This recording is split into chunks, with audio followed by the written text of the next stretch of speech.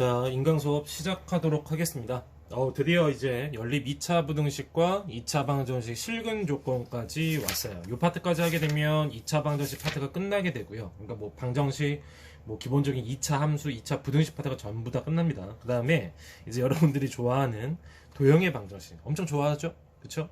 도형의 방정식 파트로 진행을 하게 될 겁니다. 함수 파트가 될 거고요. 뭐 원의 방정식 나오고 뭐 다시 이제 대칭이동, 평행이동 관련된 거, 1차 함수가 연관되는 거 이런 것들 이제 따로 배우게 되는데 그래도 뭐 요 파트보다는 좀 낫지 않을까 싶어요. 그러니까 뭐 단원 특성상 있을 때 뒷 파트가 조금 어렵게 느껴지는 학생들이 있는데 막상 들어가 보면 명확해가지고 좀 문제들이나 유형들이 명확해서 괜찮을 겁니다. 오히려 요런 파트들이 더 헷갈리는 파트들이에요. 자, 연립 2차 방정식과 뭐 예를 들어서 2차 방정식의 실근 조건 이렇게 나오게 되는데 우리가 계속 선생님이 얘기하지만 여기 있는 명칭들이 굉장히 용어나 이런 게 수학은 중요하다고 얘기했었잖아요. 그쵸? 자, 연립이라고 되어 있는 거는 뭐의 줄임말이라고 했어요? 연속해서, 그쵸? 뭐 해야 되는 거야? 성립해야 되는 거예요.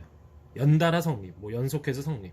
그쵸? 그러니까 식이 당연히 두 가지 종류로 보통 나오게 되고 둘 다 만족시키는 거. 그런데 거기에 이제 뭐가 튀어나오는 거야? 2차 부등식 형태로 튀어나온다는 얘기입니다. 됐어요? 그래서 요 내용들은 문제풀이 하면서 다시 한번 설명을 할 거고요. 이제 그리고 여기서 조금 어려운 문제가 나오긴 해요. 그러니까 미지수에 대해서 막 왔다 갔다 하면서 하는 그런 파트가 조금 어렵긴 한데 그래도 뭐 설명 잘 들으면 할만할 겁니다. 자, 그 다음에 2차 방정식 실근 조건. 실근 조건이 나오게 되는데 이 녀석 같은 경우에는 간단하게 뭐 실근을 가지는 상황에서 근이 뭐 두 개든지 하나든지 뭐 그런 내용들이 들어있으면서 이제 알파 베타 두 근에 대해서 이야기를 할 거예요. 그러니까 문제 자체에서 아예 이제 요 녀석들에 대해 조건을 얘기해 줍니다. 그러면 그걸 맞춰가지고 문제를 푸는 파트가 있는데 기본 개념들은 조금 생각보다 좀 양이 있는 편이고요. 문제는 뭐 세 종류만 나와 있기는 해요. 필수예제 자체가. 근데 아마 연습 문제라든지 확인 체크에서 좀 다양한 문제들이 들어있지 않을까 싶습니다. 근데 요 파트가 많이 줄었어요. 그러니까 교과 과정에서 요 파트를 생각보다 좀 많이 줄였기 때문에 이제 개념원리나 정석이나 이런 교재에서도 문제가 좀 준 것 같은데 어쨌든 간에 그 내용도 설명을 하도록 하겠습니다. 그러니까 약간 뭐 부등식이나 2차 방정식에서는 가장 고급 개념이라고 해야 될까요? 고1 과정에서는 그런 파트입니다.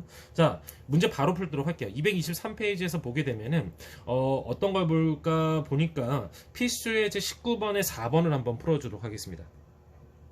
자, 필수예제 19번에 4번이에요. 4번. 자, 요 녀석을 한번 보도록 할게요.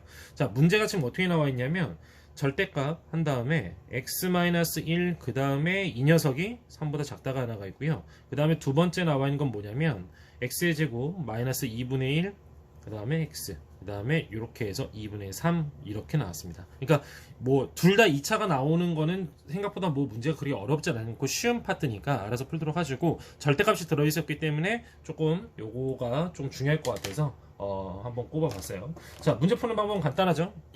어쨌든 간에 우린 여기 있는 요 1번식 2번식을 잘 정리를 해야 됩니다. 자, 1번식을 먼저 정리해 보도록 할게요. 절대값이 있고 그냥 3보다 작다라고 하면 선생님 뭐라고 했어요? 완전한 대칭이라고 얘기를 했죠. 그러니까 여기 있는 요거를 전체를 x라고 정한 다음에 보게 되면 이렇게 된다고 했잖아요. 0을 기준으로 해서 여기가 3이니까 얘의 완전한 대칭 얘가 얼마가 돼요? 마이너스 3이겠죠. 그쵸? 자, 그래서 얘보다 작다가 되어 있으니까 대칭에서 이렇게 꽂힌다고 얘기를 했었어요. 그쵸? 자, 그렇게 정리를 하게 되면 이 녀석은 정리가 굉장히 간단하게 되어 있죠? 어떻게 됩니까? x-1은 뭐보다 크고 마이너스 3보다 크고 3보다 작다. 이렇게 나오게 되는 거예요. 그런 다음에 이제 뭐만 해주면 돼요? 플러스 1들만 하면 되겠네요. 그쵸? 플러스 1들 하게 되니까 어떻게 돼요? 마이너스 2보다 크고 그 다음에 얘는 x만 나오고 얘한테 플러스 1 해줬으니까 얘도 4. 자, 요렇게 예쁘게 정리가 될 거예요. 자, 그 다음에 이번에는 두 번째 2번을 한번 보도록 하겠습니다. 자, 두 번째 보게 되면 여기 있는 건 지금 분수 형태로 되어 있으니까 전부 다 2를 곱하는 게 편하겠죠? 그래서 2를 먼저 곱해줄게요. 그럼 어떻게 됩니까? 2x의 제곱 마이너스 x 그 다음에 요렇게 되고 얼마요? 3 이렇게 나오게 될 거예요. 그렇죠? 자, 넘겨서 정리하게 되면 2x의 제곱 마이너스 x 마이너스 3 요게 0 이상이다. x제곱 앞에 있는 거 양수 만들어줬고요. 그 다음 식쪽이 더 크니까 분명히 이 녀석은 어떻게 됩니까? 좌우로 벌어지는 형태가 되겠네요. 그쵸? 자, 한번 정리 한번 해볼게요. 인수분해가 보통은 요런 녀석들은 되죠? 그치? 보게 되니까 2, 1 하고요. 1하고 마이너스 3 이렇게 정리를 하면 괜찮을 것 같아요. 됐어요? 자, x제곱 곱하면 마이너스 나오니까. 그러면 이 녀석은 인수분해된 형태가 어떻게 나오겠습니까? 2x 플러스 1 하나. 그쵸? 자, 그 다음에 뭐가 돼요? x 마이너스 3 하나. 자, 얘가 0 이상이다. 그럼 여기에서 마이너스 2분의 1이 하나 튀어나올 것이고, 여기서 얼마가 튀어나와? 3이 튀어나오게 될 겁니다. 그쵸? 자, 그러면 여기에서 정리된 녀석은 요 식에서 정리된 녀석은 좌우로 벌어지니까 어떻게 정리가 되겠어요? x는 마이너스 2분의 1 이하이다. 그 다음에 x는 몇 이상이다? 3 이상이다. 이렇게 두 종류로 나오게 될 겁니다. 됐어요? 자, 여기 좀 아래로 내려와 있으니까 위로 올려서 한번 정리를 해볼게요. 자, 이렇게 정리가 되면 결과적으로 이제 다 끝난 거예요. 뭐가 다 끝난 거냐면 여기 나와 있는 얘네 두 개의 공통 범위가 답이 되겠죠. 그쵸? 여기는 요 녀석과 이 녀석의 이렇게 나온 녀석의 공통 범위가 답이다. 자, 그러면은 뭐 수직선으로 표현만 해놓을게요. 자, 얘는 일단 얘부터 표현하게 되면 마이너스 2가 여기 있고, 그 다음에 4가 여기 있다고 쳤을 때 요렇게 돼서 요렇게가 되겠죠. 됐어요? 자, 그럼 이 녀석을 표현하게 되면 마이너스 2분의 1보다 이하이다. 그럼 마이너스 2분의 1은 오른쪽에 있겠죠? 여기 색칠된 상태에서 마이너스 2분의 1, 그 다음에 요렇게 가게 되겠네요. 됐죠? 자, 그 다음에 3은 어디 있어요? 여기 있겠죠? 3 색칠된 상태에서 요렇게 가게 됩니다. 됐어요? 그쵸? 자, 그러면은 뭐 어차피 다 끝났잖아요. 여기는 요 녀석, 그 다음에 또 어디야? 요 녀석 공통 범위. 그러니까 답은 이제 정리해서 쓰게 되면 마이너스 2보다 크고 마이너스 2분의 1 이하이다. 3 이상이고 4보다 작다. 자, 그것만 잘 해주시면 답이 나오게 됩니다. 그러니까 연립 미차 부등식이라고 해서 뭐 요런 기본적인 문제들은 뭐 그렇게 대단히 어려울 게 없습니다. 자, 넘어가서 보게 되면요, 이제부터 조금씩 응용 문제들이 튀어나오게 됩니다. 응용 문제들이 튀어나오게 되는데 이 부분이 좀 상당히 중요하니까 잘 보도록 하세요. 자, 필수예제 20번입니다. 요거 또 위에 올라가 있으니까 조금 맞춰서. 자, 필수예제 20번. 자, 필수예제 20번인데요. 필수예제 20번 같은 경우에 뭐가 되어 있냐면 또 두 가지 식이 나와 있어요. 첫 번째는요, x의 제곱 마이너스 2x 마이너스 3이 0보다 작다.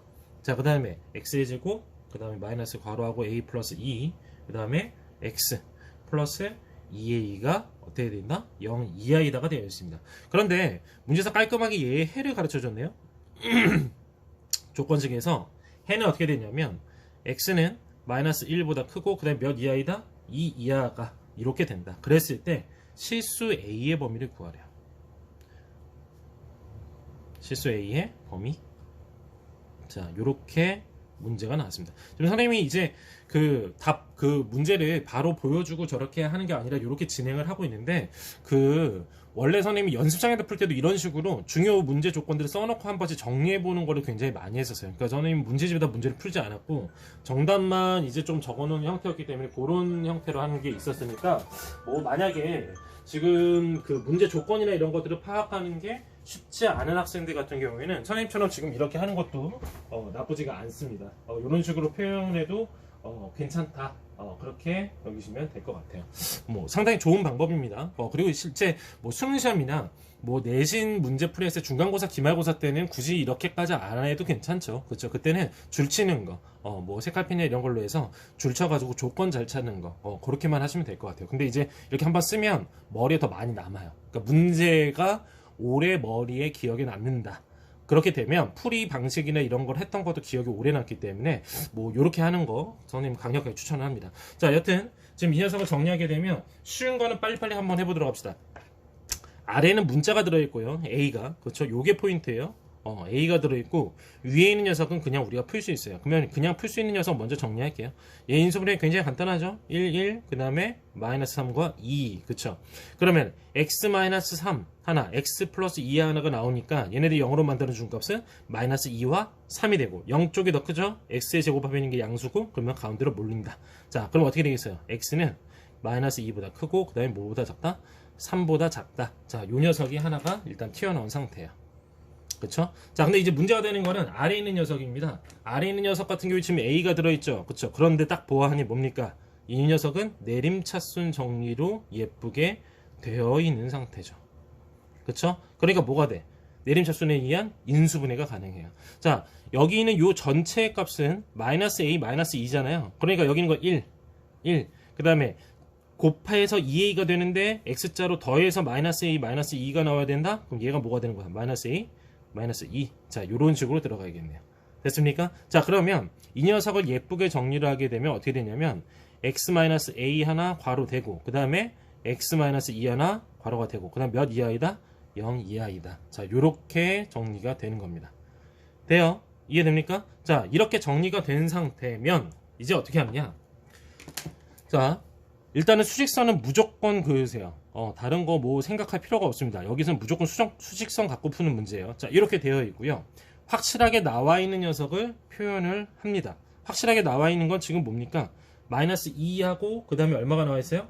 3이 나와 있는 거잖아요. 그쵸? 마이너스 2하고 3. 마이너스 2하고 3인가요?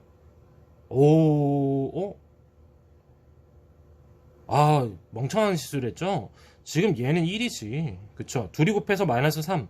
x자로 해서 마이너스 2가 나와야 되는데. 이거는 선생님이 잘못했네요. 자, 이렇게 나오게 되죠. 그러니까 뭔가 이상해서 둘이 곱해서 6이 나오는데 어떻게 지금 이 숫자가 나와 있나 생각했네요. 얘 1입니다. 그래서 선생님이 실수했어요. 자, 어쨌든 간에 이렇게 되게 되면 여기가 마이너스 1. 그 다음 얘가 얼마가 되는 거예요? 3 이렇게 튀어나오게 됩니다. 됐어요? 자, 그러면 이렇게 된 녀석을 먼저 표현한다고 했죠. 그래서 구멍을 뻥 뚫은 상태에서 얘는 뭐 고정된 녀석이니까 이렇게 표현을 해두도록 할게요. 됐죠? 자, 그 다음에 이제 얘네가 문제인데 얘네를 0으로 만들어준 값 얘는 x가 a일 때고 얘는 x가 2일 때예요. 그러니까 2는 일단 고정이에요. 2는 한 2쯤 있겠죠. 그쵸? 여기다가 2를 색칠하고 이렇게 정해놓도록 하겠습니다. 됐어요? 그 다음에 a는 어디에 있을지 몰라요. 얘는 미지수니까. 맞아요? 얘는 우리가 지금 알 수 없는 숫자잖아요. 그치? 그러니까 움직일 수 있는 녀석이에요. 그러니까 막 움직이는 겁니다. 요렇게 될 수도 있고 요렇게 될 수도 있고. 그쵸? 자, 그런데 해를 문제에서 가르쳐 줬잖아요. 해가 어디 있어요? 여기 있죠. 근데 분명히 여기서 해가 요란 녀석은 어떻게 돼? 2를 기준으로 해서 왼쪽으로 가야지만 성립을 하는 녀석이죠. 맞아요? 이런 식으로 가야 되는 거잖아요. 그쵸? 자, 이런 식으로 갔다고 쳤을 때 이 부분이 성립을 하게 된다. 자, 그러면 A라는 녀석이 어디 와야 될까? 이걸 생각을 하는 거예요. 얘가 다 포함되어야 되는 녀석이니까 이렇게 내려오는 건 돼야 안 돼요? 이렇게 내려와서 여기에 이렇게 색칠이 되는 건 말이 안 되겠죠. 그쵸? 얘는 안 됩니다. 왜 안 돼? 이렇게 돼버리게 되면 여기가 공통 범위가 되잖아요. 그러니까 그 이제 해가 완전히 달라지기 때문에 A가 여기에는 있을 수 없다. 자, 그러면 봅시다. 얘가 여기까지 내려와서 여기에 그대로 꽂힌 건 괜찮을까요? 여기가 A야. 여기가 A였으면 괜찮을까요? 그러면 상관이 없죠. 왜냐면 어차피 X가 마이너스 1보다 크고 그 다음에 3보다 작다라는 녀석 같은 경우에는 어때요? 마이너스 1을 가지고 있지 않아요. 그렇기 때문에 색칠된 상태에서 여기에 경계선에 닿았다 하더라도 어차피 해는 마이너스 1보다 크고 2 이하다가 그대로 됩니다. 여기에 A가 있을 때는 되네요. 됐어요? 자, 그 다음에 얘가 요렇게 와서 요 범위, 그러니까 이 마이너스 1보다 작은 값에 왔을 때도 어때요? 전혀 상관이 없죠. 얘도 무조건 되게 되네요. 됐어요? 그래서 이런 식으로 화살표를 해보면서 성립을 하는지 안 하는지 요 경계선에 대해서 요 점도 한번 해보고 그 전도 해보고 그 후도 해보고 해서 범위를 구하는 거예요. 자, 그러면 A의 범위 정해볼까요? A라는 녀석은 무조건 마이너스 1보다 같거나 작은 경우, 같아도 괜찮았고 그 다음에 작은 범위는 무한히 가도 다 되잖아요. 이렇게 가도 다 괜찮죠. 그렇죠? 그렇기 때문에 우리가 구하는 답은 A는 몇 이하이다? 마이너스 1 이하이다. 이렇게 정리를 하는 겁니다. 됐어요? 엄청 중요한 문제고요. 요 관련돼서는 희한하게도 수능에서도 조금 장난쳐서 요 개념을 내는 문제가 있어요. 그리고 고2 과정에서도 많이 나오게 됩니다. 물론 2학기 과정에서도 많이 나오게 되고요. 그러니까 정해진 녀석, 2차 부등식이고 그 다음에 연립 2차 부등식인데 뭐 확실하게 나와 있는 녀석을 먼저 표현하고 이 녀석은 보통 내림차순을 정리해서 한 다음에 이 중에서도 확실하게 되어 있는 녀석을 먼저 기준점을 꽂은 상태에서 문제 조건에 맞춰서 자꾸 이동을 해본다. 이게 키포인트가 되겠습니다. 됐어요? 자, 이렇게 이해하시면 그렇게 어렵진 않을 거예요. 자, 그 다음에 225페이지에서 문제 보게 되면 이건 그냥 넘어갈 건데 필수예제 21번 같은 경우에는 허근을 갖고 어떤 놈이 또 실근을 갖는다 이렇게 되는데, 자, 첫 번째 식 같은 경우에는 허근을 갖고 그 다음에 두 번째 식 같은 경우에는 실근을 갖는다고 했어요. 그러면 이런 문제는 굳이 뭐 고민할 필요가 없죠. 허근을 갖는다. 판별식 D는 무조건 뭐예요? 0보다 작다. 실근을 갖는다. 판별식 D는 0 이상이다. 판별식 D가 0이게 되면 완전 제곱식으로 튀어나오게 되는데 그것도 중근도 실근입니다. 분명히 아셔야 돼요. 그쵸? 자, 이렇게 해서 두 녀석의 공통 범위가 뭐가 되는 거겠어요? 답이 된다. 자, 요거는 어차피 계산 문제니까 넘어가도록 하겠습니다. 자, 그 다음에 이제 또 문제를 정리를 해야 될 게 풀어볼 게 뭐가 있냐면 요 문제가 있네요. 이거 뭐 뒤에다 그냥 한번 해볼까요? 이게 비치나? 뭐 같은 계열이니까 요건 뒷면이 이면지가 아니니까 한번 여기 뒤에다 한번 해보도록 하겠습니다. 자, 두 번째 문제. 이제 U 파트에서 마지막 문제인데 필수예제 22번이에요. 필수예제 22번. 자, 요 녀석 같은 경우에는 세수가 나와 있어요. 세수가 나와 있는데 뭐가 있냐면 x-1, 그 다음에 x, 그 다음에 x 플러스 1. 자, 근데 요 녀석이 뭐가 돼야 되냐면 둔각 삼각형이 돼야 된대요. 둔각 삼각형. 둔각 삼각형. 됐어요? 둔각 삼각형입니다. 그쵸? 자, 둔각 삼각형인데, 자, 둔각 삼각형이라는 거는 우리가 배웠던 뭐가 반드시 필요합니까? 기억해야 되죠. 피타고라스. 자, 요 녀석이 필요하죠. 그쵸? 기억납니까? 원래 피타고라스의 정리는 a제곱 플러스 b의 제곱은 뭐예요? c의 제곱이다. 그리고 c가 제일 긴 변이에요. c가 가장 긴, 뭐 빗변일 수도 있고 가장 긴 변이었을 때 이렇게 되는 거잖아요. 자, 우리 예전에 기억했던 거 조건 생각하게 되면 뭡니까? a의 제곱 플러스 b의 제곱, 그다음에 c의 제곱이 있었을 때 이쪽이 더 크게 되면 뭐가 되는 거예요? 예각. 그쵸? 자, 그 다음에 얘는 당연히 직각.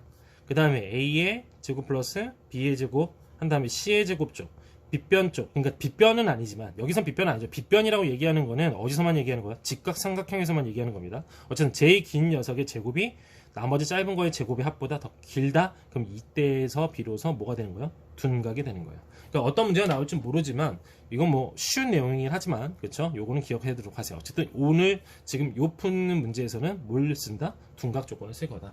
자, 그 다음에 여기 있는 요 녀석들이 전부 다 변이에요.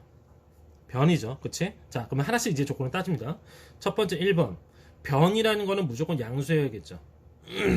양수해야 되잖아요. 변은 무조건 0보다 클 수밖에 없습니다. 그러니까 세 가지 조건이 튀어나오게 돼요. 뭡니까? x-1이 무조건 0보다 크고 x도 무조건 0보다 크고 그 다음에 x 플러스 1도 무조건 0보다 크겠죠. 자, 그럼 이 녀석의 공통된 범위가 하나가 튀어나올 거예요.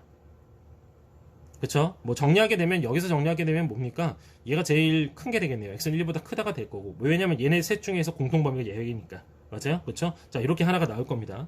다 풀어주진 않을 거예요. 방법만 알려드릴 거예요. 자, 두 번째는 뭐냐면요. 삼각형의 조건. 삼각형의 조건. 변이 3개가 나왔을 때 삼각형이 되는 조건이 있죠. 어떤 거예요? 짧은 거 2개를 더했을 때 가장 긴 변보다는 무조건 길어야 돼요. 안 그러면 어떻게 됩니까? 이렇게 되겠죠? 이렇게 되잖아요. 맞아요? 그러니까 제일 긴 변이 이 짧은 건 2개를 더한 것보다 길게 되면은 얘를 기준으로 해서 만들었을 때 이어지지가 않는다는 얘기예요. 됐어요? 그러면은 당연히 x는 같은 숫자니까 얘가 제일 긴 변이 되겠네요. 그럼 짧은 거 2개를 더한 거 x-1과 그 다음에 x를 더했을 때 반드시 뭐보다 길어야 된다? 가장 긴 변보다 길어야 된다. 됐어요? 여기서 조건이 2번이 나오게 됩니다. 자, 마지막으로 3번 조건. 3번 조건 뭐예요? 둔각이겠죠? 둔각이면은 어쨌든 제일 긴 변은 x 플러스 1이니까 뭐 여기다 그대로 지어봐 봅시다. 그럼 뭐가 되겠어요? x-1의 제곱 플러스 그 다음에 x의 제곱 이런 다음에 둔각이 되니까 이쪽이 더 커야 되고 여기는 뭐가 들어간다? x 플러스 1의 제곱이 들어간다. 얘는 2차 부등식을 풀어야겠네요. 그렇죠? 자, 그러면 잘 정리한 다음에 뭡니까? 요 녀석들의 뭐예요? 공통범위 연립이에요. 연립, 연속해서 성립해야 되니까 공통 범위를 잘 구하게 되면 답이 튀어나오게 됩니다. 자, 이 정도는 계산할 수 있겠죠? 그렇죠? 이렇게 풀면은 굉장히 쉽게 풀 수가 있을 겁니다. 자, 넘어가세요. 이제 2차 방정식의 실근 조건 파트로 넘어가 보도록 하겠습니다. 자, 2차 방정식 실근 파트예요. 자, 2차 방정식의 실근 조건이 나와 있는데 요 파트 같은 경우에는 설명할 게 좀 있습니다. 뭐 두 근의 관계의 2차 방정식 실근의 위치가 나와 있는데 보세요. 두 가지 파트로 나눠요. 그러니까 뭐냐면 2차 방정식 실근의 부호에 관련된 파트. 실근의 부호. 그러니까 문제에서 아예 여기 나온 조건 그대로 똑같이 문제를 냅니다. 자, 그 다음에 두 번째 조건은 뭐냐면 실근의 부호 말고 이제 그 실근의 위치에 관련된 문제가 나요. 실근의 위치. 헷갈리지 않게 명칭도 같이 반드시 숙지를 하도록 하십시오. 자, 이 실근의 부호와 실근의 위치는 문제 푸는 방식이 전혀 다른 방식입니다. 그래서 그거에 대해서 쫙 한번 정리를 해주고 쫙 정리를 해준 다음에 그 다음에 문제풀이 뒤에 있는 거 세 문제를 풀도록 할 거예요. 자, 보시게 되면요, 2차 방정 실근부호라고 하는데 문제 자체에서요, 조건 자체는 이렇게 주어져요. ax의 제곱 플러스 그 다음에 bx 플러스 c는 0 이렇게 나와있고, 당연히 2차 방정식이니까 a는 0이 아니겠죠, 그쵸? 자, 그 다음에 a, b, c는 실근이라고 얘기를 해줍니다. 자, 그런데 여기에서 첫 번째 조건이 뭐가 나오냐면 두 근이 모두 양수, 모두 양수 조건이 한번 튀어나오게 되고, 자, 그 다음에 두 번째는 두 근이 모두 음수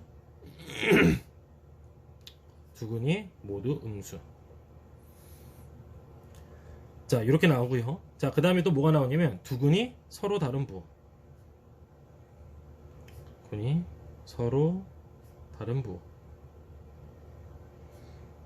자, 요렇게 세 조건이 나오고, 여기서 이제 미리 한번 하나 더 말씀을 드리게 되면은 여기 있는 두 근이 서로 다른 부호에서는 확장이 있습니다. 여기 이 녀석은 확장이 된다. 조건이 조금 더 붙는다는 얘기죠. 그쵸? 자, 요것만 기억하시면 돼요. 자, 두 근이 모두 양수라고 되어 있는데 중요한 거는 실근의 부호에서 판단해야 될 건 뭐냐면요, 일단은 따져야 될 게 판별식을 잘 따져야 돼요. 왜냐면 실근이 존재를 해야 되니까. 그쵸? 판별식을 따져야 되고, 당연히 이 판별 t는 0 이상이겠죠. 자, 그 다음에 근과 계수와의 관계. 2차 방정식이 튀어나오면 항상 우리는 얘의 두 근을 알파 베타라고 놓고 이렇게 문제를 풀었었잖아요. 그쵸? 그래서 거기에서 나왔을 때 어떤 거예요? 알파 플러스 베타의 부호, 그 다음에 뭐예요? 알파 베타의 부호. 이거를 세 개를 무조건 따져주시면 돼요. 자, 그러면 두 근이 모두 양수예요. 일단은 무슨 조건? 실근 조건이 돼야 되니까 판별식 t는 몇 이상? 0 이상이다 해서 하나씩이 튀어나오겠죠. 됐어요? 자, 그럼 두 근이 모두 양수예요. 그러면 알파 플러스 베타 마이너스 a분의 b, 이거 알죠? 이거 뭐 혹시 까먹어서 뭐 써주면 마이너스 a분의 b, 여기 요 식에서, 그 다음에 얘는 뭐예요? a분의 c. 근과 계수의 관계 인강도 있으니까 잊어버렸으면 다시 한번 보시고 반드시 암기하셔야 돼요. 자, 여기 있는 거 요거 알파 플러스 베타 값, 두 근이 모두 양수라고 했으니까 당연히 0보다 큰 값이 되겠다. 자, 또 두 근이 모두 양수니까 알파 베타 두 근의 곱은 어떻게 된 거야? 0보다 크다. 됐어요? 자, 요렇게 세 개 조건에 관련해 가지고 부등식을 푼 다음에 셋을 전부 다 연립부등식, 그러니까 공통범위를 구하시게 되면 깔끔하게 답이 튀어나오게 됩니다. 굉장히 쉬운 문제예요. 자, 그 다음에 두 근이 모두 음수일 때는 얘까지는 또 얘 똑같죠. 판별식 t는 0 이상이다. 당연히 실근이 존재해야 되니까. 그리고 여기서 말하는 두 근은 중근도 원래는 두 개의 근이에요. 그렇죠? 그것까지 포함해서 지금 판별식 t가 0 이상인 겁니다. 그렇죠? 중복되는 근이라고 해서 중근이라고 할 뿐이지. 그치? 원래는 두 개의 근이죠. 그렇죠? 자, 그 다음에 모두 음수. 그러면은 알파 플러스 베타 둘 다 음수니까 뭐예요? 0보다 작다 조건. 자, 그래 두 근이 모두 음수라 할지라도 곱했을 때는 양수가 나오겠네요. 그러니까 뭐예요? 알파 베타는 0보다 크다. 자, 이렇게 명확하게 기준만 잘 정하시면 돼요. 됐어요? 자, 그런데 두 근이 서로 다른 부호다라고 했을 때는 좀 이해가 달라집니다. 뭐냐면요, 두 근이 서로 다른 부호인데, 물론 얘네들을 다 따질 수도 있기는 한데, 일단 두 근의 부호만 서로 다르다고 했으면 알파 플러스 베타는 0보다 클 수도 있고 0과 같을 수도 있고 0보다 작을 수도 있죠. 그게 확장 부분으로 들어갈 거예요. 그냥 문제에서 단순하게 이렇게만 나온다면, 오직 이렇게만 조건이 튀어나오게 된다면 우리는 고민하지 않고 얘를 신경 쓰지 않으셔도 괜찮아요. 자, 그 다음에 두 근이 서로 다른 부호라고 얘기했는데 두 근이 존재하지 않을 조건도 없겠죠. 그리고 당연히 서로 다른 두 근이 존재해야지만 이 문제가 존재할 거기 때문에 얘도 필요가 없습니다. 보통은 그래요. 이해됩니까? 자, 그래서 여기서 뭐만 따지느냐? 얘만 따집니다. 두 근의 곱만. 됐어요? 그래서 요 녀석은 뭐만? 하나만 따진다. 이 조건이 나오면 알파 베타의 값은 0보다 작다. 그쵸? 얘는 플러스가 나올지 마이너스가 나올지 0이 나올지 모르고, 두 근이 서로 다른 부호라고 했는데 두 근이 존재하지 않으면은 애초에 문제는 성립이 안 되니까 얘도 필요가 없는 거예요. 어차피 그리고 써봤자 무조건 성립하게 되어 있고. 이해됩니까? 그래서 그때는 알파 베타 값만 따지면 된다. 자, 그런데 선생님 지금 써놨잖아요. 확장이라는 건 뭐냐면 아까 얘기했던 어떤 거예요? 알파 플러스 베타의 부호에 관련된 얘기예요. 그래서 뭐 거기에도 이제 잘 정리가 돼 있죠. 아래 보게 되면 선생님이 여기는 이거 조금 표시를 해줄게요. 참고라고 되어 있지만 요거예요. 요거 책에서 교재에서 보게 되면 요 녀석이죠. 그쵸? 참고라고 되어 있지만 요 녀석 굉장히 좀 중요한 조건입니다. 그쵸? 보입니까? 더 이렇게 크게 하면 더 보이려나? 부호가 다른 두 근의 절대값에 대한 조건이 주어진 경우. 그러니까 이건 무슨 얘기냐면 양수인근과 음수인근이 있었을 때 이런 거예요. 확장을 했을 때 문제를 추가하는 거예요. 문제를 추가하는 건데 만약에 절대값이 같고 부호가 반대다. 예를 들어서 절대값이 같고 여기에서 요 조건에서 여기에서 플러스가 되는 거예요. 플러스 조건. 두 근의 절대값이 같고 절대값 같다. 같고 됐어요? 자, 그 다음에 부호가 반대인 거. 부호 반대. 자, 이건 어차피 무조건 반대일 테니까. 자, 이런 조건이 나올 수 있고요. 자, 그 다음에 또 추가해서 이번에는 음수인근의 절대값. 그러니까 이제 절대값 했을 때 이건 이걸로 표현할게요. 양근 이렇게 되어 있고 음근 이렇게 되어 있을 때 자, 절대값으로 표현했을 때 얘가 더 큰 경우. 그 다음에 당연히 둘의 부호는 반대겠죠. 자, 또 추가해서 얘가 보게 되면 어떻게 돼요? 이번에는 뭐가 남았어요? 양근이 더 큰 경우도 있겠죠. 양근의 절대값이 음근의 절대값보다 크다. 그쵸? 그 다음에 당연히 부호는 반대. 됐습니까? 자, 요렇게 나왔을 때 이제 달라지게 되는 건데, 자, 요것도 되게 간단합니다. 일단 다 부호가 반대야. 부호가 반대니까 당연히 알파 곱하기 베타는 0보다 당연히 더 작겠죠. 얘도 알파 베타도 0보다 작을 거예요. 자, 그다음 알파 베타도 0보다 작습니다. 자, 그런데 여기에서 추가가 되는 거예요. 어떤 게 추가가 되겠어요? 절대값이 같대요. 양근 하나, 음근 하나가 있는데 절대값이 같대. 그럼 뭡니까? 알파 플러스 베타의 값은 얼마가 되는 거예요? 0이 되겠죠. 자, 그 다음에 음근의 절대값이 더 크다? 그러면은 둘이 더했을 때 어떻게 되겠어요? 알파 플러스 베타의 값 했을 때는 0보다 작다가 되겠죠.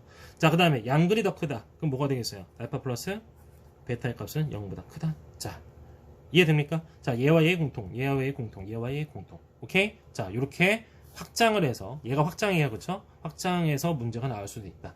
요 조건들만 딱 그냥 그대로 쓰시면 됩니다. 별로 어렵지 않습니다. 됐어요? 이해되죠? 자, 이제 넘어가서 요 부분도 이제 문제를 설명하고 이제 문제를 풀 건데, 일단은 요거부터 먼저 해결을 할게요. 229페이지 보게 되면 요 문제 보이시죠? 안 풀 겁니다. 저 나와 있는 조건 그대로 정리하면 되는 거기 때문에 별로 어렵지 않아서 요 문제는 안 풀 거예요. 그대로 하시면 되는 거예요. 자, 이제 문제가 되는 게 뭐냐면 2차 방정식의 실근의 위치 문제예요. 근데 요 파트가 굉장히 조금 독특해요. 그러니까 가르쳐준 거랑 가르쳐주지 않은 거랑 이제 조금 차이가 생기는 파트인데 우리 요거 관련해서는 넘어가서 한번 해보도록 할게요. 넘어가서 실근의 위치. 자, 넘어가도록 하겠습니다. 아이고, 카메라를 건드렸네요. 실근의 위치. 이렇게 하면 보이나요? 보이나? 자, 요렇게 해서 한번 해보도록 할게요. 자, 2차 방정식의 실근의 위치입니다. 자, 써볼까요? 2차 방정식의 실근의 위치. 자, 아까 했었던 파트는 실근의 부호였어요. 근데 이번에 실근의 위치가 나온 거예요. 그러니까 이게 뭐냐면 결국에 이렇게 나오는 게 뭐라고 했어요? 어디에 포함돼서 나와?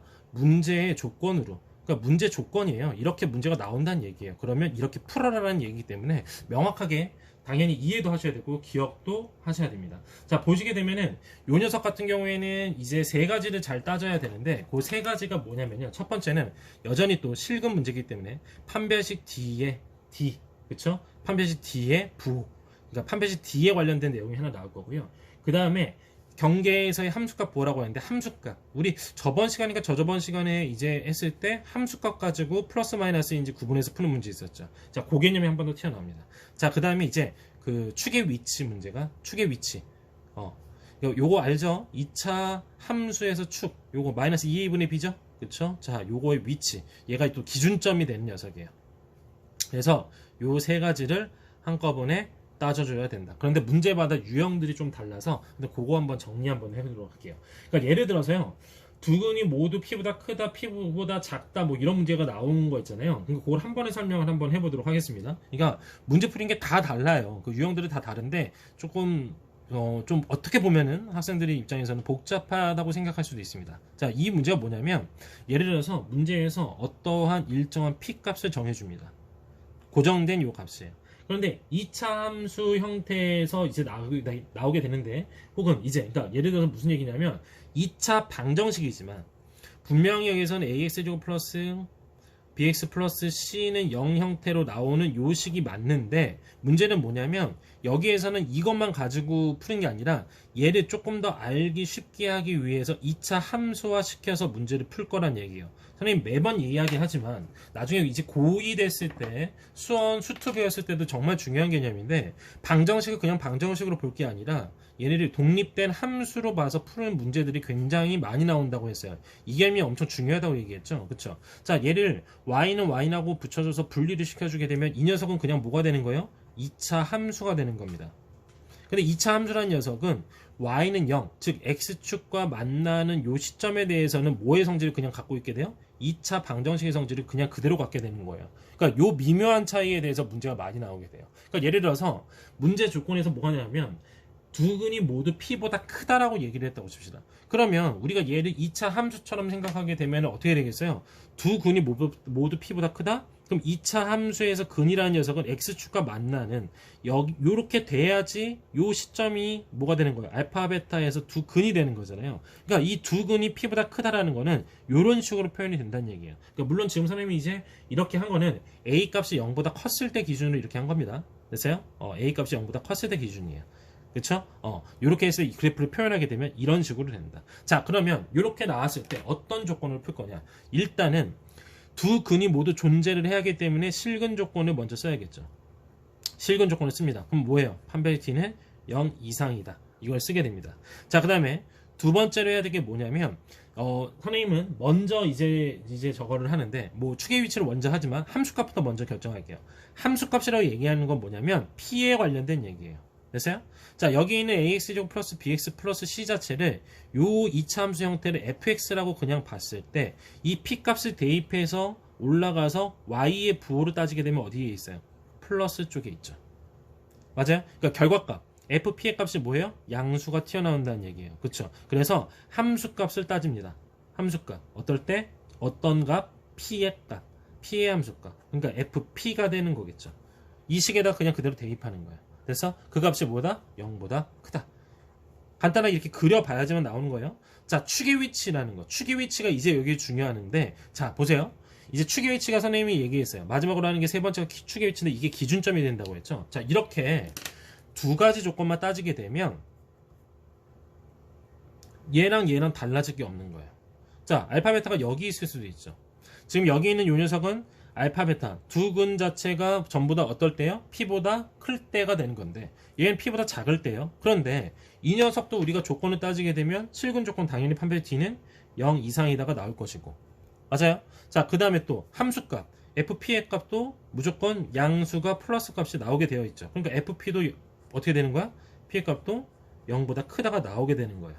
됐어? 자, 이제 제일 중요한 조건이 그래서 축의 위치가 되는 거예요. 기준점이 없는 거죠. 그런데 그 기준점은 뭐가 정한다? 여기 있는 대칭축. 그러니까 꼭지점의 x좌표. 이 2차 함수에서 꼭지점의 x좌표. 요 녀석이 이제 기준점 역할이 되는 거예요. 됐어요? 우리 꼭지점의 x좌표 이거 했을 때 뭐예요? 마이너스 2a분의 b죠? 마이너스 2a분의 b 녀석이 일단 요 대칭축이 뭐보다 작아요? 얘는 p보다 작다. 자, 얘는 어떻게 돼요? p보다 크다. 됐어요? 마이너스 2a분의 b가 뭐보다 크다? p보다 크다. 자, 요렇게 나오게 되는 거예요. 한꺼번에 설명을 한 겁니다. 이해됩니까? 자, 2차 함수처럼 생각을 하고 문제를 정리해야 되는데 뭘 먼저 따져야 되는 거야? 우리는 판별 t, 실근 조건을 따지고 그 다음에 함수값을 따지고 그 다음에 축의 위치에 대해서 따지는데 이 녀석은 뭘 역할을 한다? 기준점 역할을 하게 된다. 자, 그래서 실제로 판별 t와 함수값만 따졌더니 이렇게 그려지나 이렇게 그려지나 알파 베타가 p보다 다 크나 알파 베타가 p보다 작으나 구분이 안 되죠. 요 두 조건만 쓰게 된다면. 맞아요? 그렇죠? 자, 그래서 대칭축에 대한 것도 p에 관련해서 구분지어서 얘까지 추가를 한다. 그런 다음에 이제 요 문제에서는 두 근이 p보다 작을 때는 얘네들의 세 개의 공통범위. 지금 여기가 지금 좀 더 연립 부등식 개념이죠. 자, 그 다음에 요 문제에서도 이 세 개의 공통범위가 답이 된다. 그렇게 기억을 하시면 돼요. 근데 이제 또 어떤 게 있냐면 두 근 사이에 p가 있는 경우는 나옵니다. 그러니까 그래도 한번 그려볼게요. 두 근 사이에 p가 있다는 건 이거겠죠. p 값이 있죠. p가 여기 있다고 치면 그래프가 이런 식으로 그려지는 거야. 얘가 알파가 되고 얘가 베타가 되는 거예요. 됐어요? 자, 근데 웃긴 거는요. 이런 문제가 나왔을 때 이런 식으로 어디 포함되고 이렇게 했을 때는 거의 대부분 다 함수값으로 푸는 문제가 대부분이에요. 그러니까 실제로 나중에 됐을 때 이제 뭐 고등학교 2학년 과정에서 이 파트가 나오게 되면 거의 대부분 다 함수값으로만 푸는 문제가 나오게 됩니다. 됐어요? 자, 처음부터 다시 따져볼게요. 물론 다 따지는 게 좋은데 일단 축의 위치는 따질 수가 없죠. 왜냐면 P를 기준으로 해서 여기 있어도 되고 여기 살짝 이렇게 옮겨가게 되면 P랑 같은지 P보다 큰지 작은지가 안 되잖아요. 그러니까 여기서는 축의 위치를 쓰지 않습니다. 판별식 D. 자, 이것도 마찬가지예요. 어차피 쓰면 성립을 하게 되는데 보세요. 두 근이 존재하지 않으면 이렇게 떨어져 있는 서로 다른 두 근이 아니면 문제가 성립이 안 돼요. 그러니까 아까 뭐예요? 두 근의 부호가 다를 때 알파 베타가 0보다 작다만 따졌었잖아요. 그거랑 똑같다고 생각하시면 돼요. 그래서 뭐만 따진다? 함수값만 따진다. 자, 함수값이라는 건 뭐예요? 얘를 2차 함수 fx식이라고 봤을 때 p값을 거기다 대입하게 되면 플러스가 나와요? 마이너스가 나와요? 얘는 마이너스가 나오죠. 물론 위로 볼록 형태, 문제 조건에서 위로 볼록이 되어 있다고 한다면 플러스가 나올 수도 있겠죠. 그것도 기억을 하셔야 됩니다. 아래로 볼록이니까 마이너스예요. 위로 볼록이었으면 p를 대입한 함수값은 뭐가 나온다? 플러스가 나오게 된다. 어쨌든 이렇게 그려진 그림에서 fp의 값, 함수값 자체는 0보다 작다. 요 조건만 따지시면 되는 거예요. 오직 요 조건만 필요합니다. 이해되죠? 다른 뭐 추가나 이런 건 없어요. 할 수 있겠죠? 자, 근데 이제 조금 짜증나는 거, 좀 많은 게 있어요. 뭐냐면요. 두 근이 P와 Q 사이에 있을 경우. 자, 요거는 조금 업그레이드돼서 가장 마지막에 있죠. 그 표 정리된 거에서 개념원리뿐만 아니라 다른 교재도 다 정리가 돼 있습니다. 이렇게. 자, 이 녀석 뭐냐면 우리가 이렇게 해서 이렇게 알파 베타가 여기 있는데 이렇게 있는 상황인데 이제 요런 거예요. 여기에 P 값이 있고요. 여기에 Q 값이 있는 거예요. 이렇게. 그러니까 P와 Q 사이에 알파 베타가 존재하는 경우죠. 자, 이 경우에는 다 따져줘야 됩니다. 이게 무슨 얘기냐면 위에 있는 요 세 개에 대해서 이제 약간 살짝 응용을 한 거라고 생각하면 되는데 일단은 두 근이 존재를 해야 되니까 판별식 D는 무조건 뭐 이상이겠어요? 0 이상이겠죠. 지금 실근 조건이에요. 요걸 따져줘야 돼요. 자, 두 번째 뭘 따져줘야 돼? 함수값 따져야 되죠. 근데 이제 기준이 되는 게 뭐예요? 앞에 있던 문제들은 P로서 하나였지만 얘는 두 개가 되는 거예요. 그럼 P 대입하면 뭐가 나옵니까? Q 대입하면 뭐 나오고 얘 플러스가 나오고 얘도 뭐가 나와요? 플러스가 나오죠. 그러니까 F, P가 0보다 크다. 그 다음에 F, Q가 0보다 크다. 됐어요? 자, 그 다음에 마지막으로 이제 대칭축. 여기는 대칭축이 있죠. 이 대칭축이라는 거는 무조건 P와 Q 사이에 있겠죠? 기준점 자체는. 그러니까 마이너스 2A분의 B인 대칭축 자체는 뭐보다 크다? P보다 크고 그 다음에 Q보다 작다. 이해돼요? 자, 여기에 공통번면 구하시게 되면 답이 깔끔하게 튀어나오게 됩니다. 지금 이건 전부 다 아래로 블록 기준이에요. 위로 블록이게 되면 얘기가 달라지겠죠? 자, 위로 블록 형태로 했을 때는 얘하고 얘는 달라질 게 없지만 얘는 달라지게 되죠. P하고 Q를 대입하게 되면 뭐가 나옵니까? 얘는 음수가 나오고 음수가 나오잖아요. 그래서 문제에서 살짝 가끔씩 가다가 이렇게 장난치는 경우가 있어요. 위로 블록, 아래 블록 뒤집는 경우가 있는데 반드시 그런 문제를 풀기 위해서는 이런 형태로 그래프를 그릴 줄 알아야 돼요. 그냥 단순하게 뭐 두 근이 뭐 어쩌고 저쩌고다. 그냥 이거 이렇게 하면 된다. 자, 그렇게 기억하면 함수값에서 분명히 문제에서 오류가 튀어나오게 됩니다. 그러니까 반드시 잘 기억을 하셔서 문제를 풀도록 하십시오. 자, 요 녀석도 쉬운 거는 그냥 빨리 대충 하고 넘어갈게요. 자, 229페이지 문제에서 보게 되면 얘죠? 이렇게 튀어나오죠? 잘 보입니까? 자, 필수의 23번에서 1번 두 근이 모두 양수. 그 다음에 또 뭐예요? 두 근이 모두 음수. 그쵸? 이게 조금 흔들리는데 자, 보세요. 보이나요? 두 근이 서로 다른 부호. 자, 이것도 정리할 수 있을 겁니다. 어차피 뭐 기본 문제들이니까 얘도 어렵지 않을 거고. 자, 실근의 위치. 두 근이 모두 1보다 클 때, 그쵸? 두 근이 모두 1보다 클 때, 요거는 실근의 위치 문제죠. 아까는 실근 그 부호에 대한 문제였고. 자, 요것도 너무 쉬운 거죠?